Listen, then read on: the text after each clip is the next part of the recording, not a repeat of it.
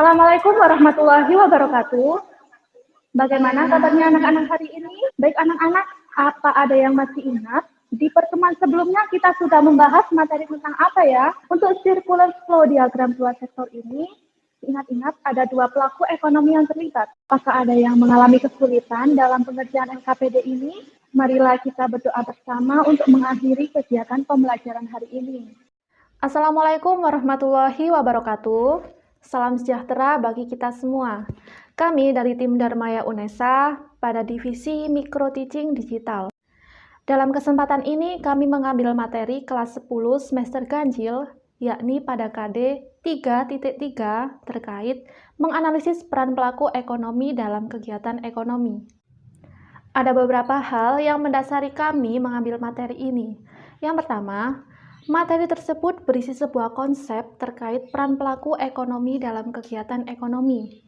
Hal ini erat kaitannya dengan kehidupan nyata. Nah, dalam pembelajaran, guru beserta siswa saling berinteraksi, sehingga dalam hal ini bisa meningkatkan aspek kognitif siswa dalam memahaminya.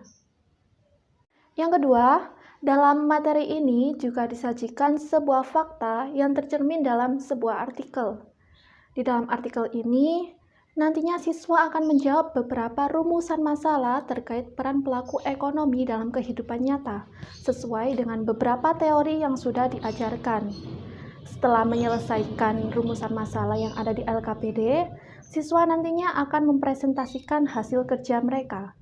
Sehingga dalam hal ini tidak hanya aspek kognitif siswa saja, tetapi aspek keterampilan dalam berkomunikasi dan juga menyajikan hasil pekerjaannya juga dapat terlatih dengan baik. Yang ketiga, dalam materi ini berisi sebuah bagan melingkar yang memuat interaksi antar pelaku ekonomi dalam kegiatan ekonomi.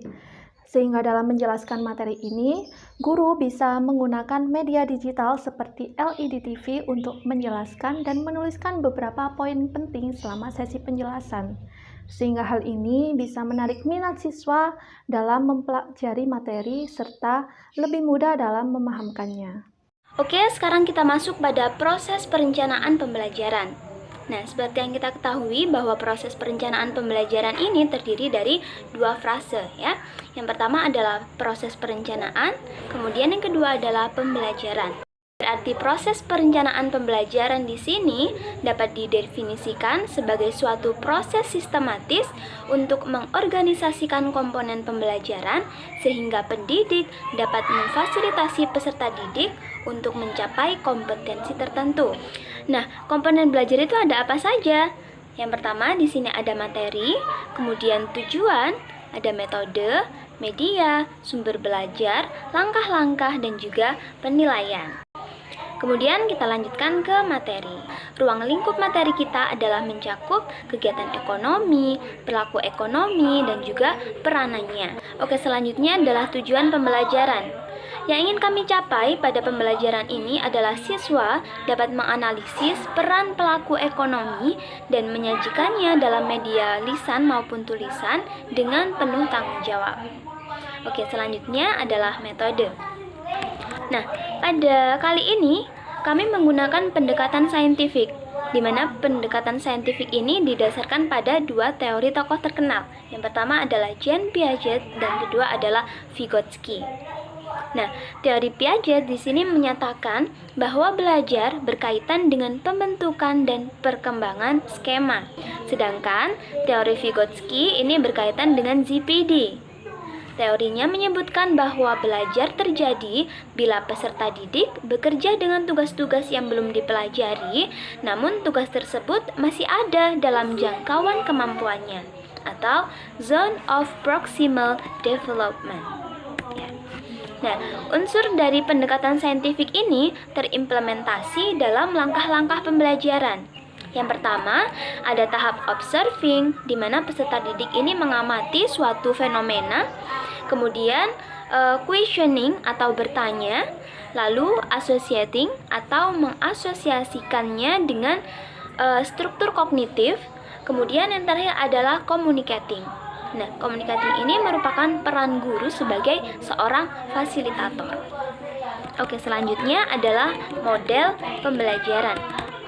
Nah, Model saintifik ini erat kaitannya dengan model pembelajaran problem based learning.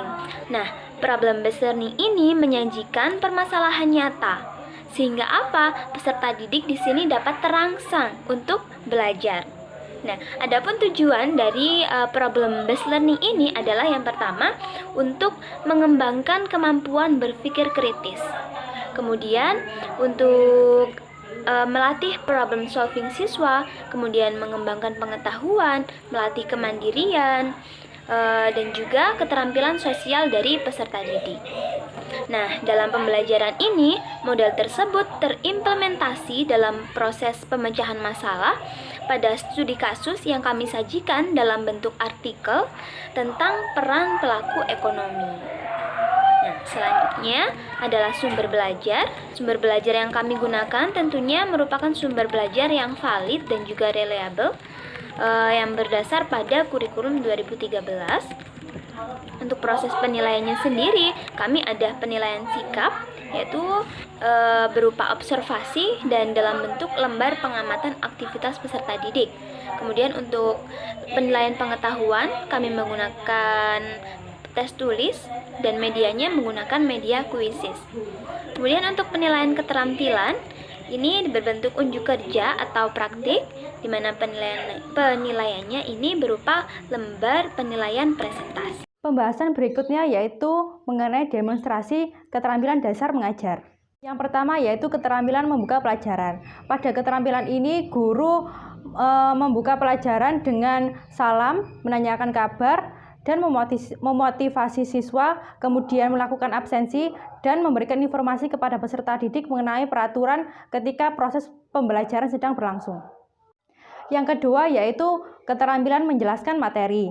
Pada keterampilan ini sebelumnya guru akan memberikan stimulus kepada peserta didik untuk menggali pengetahuan siswa mengenai materi yang akan dibahas, kemudian guru menjelaskan materi. Yang ketiga yaitu keterampilan membimbing diskusi. Pada keterampilan ini, guru mengordinir peserta didik untuk belajar, serta guru membimbing peserta didik secara individu maupun berkelompok dengan memberikan bantuan jika peserta didik mengalami kesulitan dalam mengerjakan pekerjaan. Dan yang keempat yaitu keterampilan tanya jawab. Pada keterampilan ini, guru memberikan kesempatan kepada peserta didik untuk bertanya mengenai materi jika ada yang kurang jelas.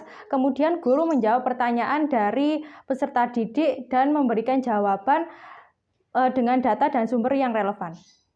Yang kelima yaitu keterampilan menutup pelajaran. Pada keterampilan ini, guru memberikan penguatan dan kesimpulan mengenai materi dan diskusi yang telah dilaksanakan, memberikan apresiasi, memberikan informasi kepada peserta didik mengenai tugas dan pengumpulannya, memberikan pesan kepada peserta didik agar tetap menjaga protokol kesehatan dan menjaga kesehatan, memberikan semangat kepada peserta didik agar terus belajar, dan ditutup oleh doa dan salam. Baik, pembahasan selanjutnya adalah penggunaan media, alat, dan teknologi pembelajaran pada saat pembelajaran berlangsung. Yang pertama, teknologi pembelajaran. Teknologi pembelajaran yang digunakan di sini berupa TV LED touchscreen yang dimana sebagai media guru dalam menyampaikan materi kepada peserta didik. Lalu yang kedua, media pembelajaran dan LMS. Media pembelajaran yang digunakan berupa PPT dan kuisis, yang PPT sudah terdapat di TV LED untuk berlangsungnya pembelajaran, dan kuisis ini sebagai media evaluasi guru dan peserta didik pada saat pembelajaran telah usai. Lalu LMS yang digunakan oleh guru ada 3. Yang pertama yaitu Zoom Meeting.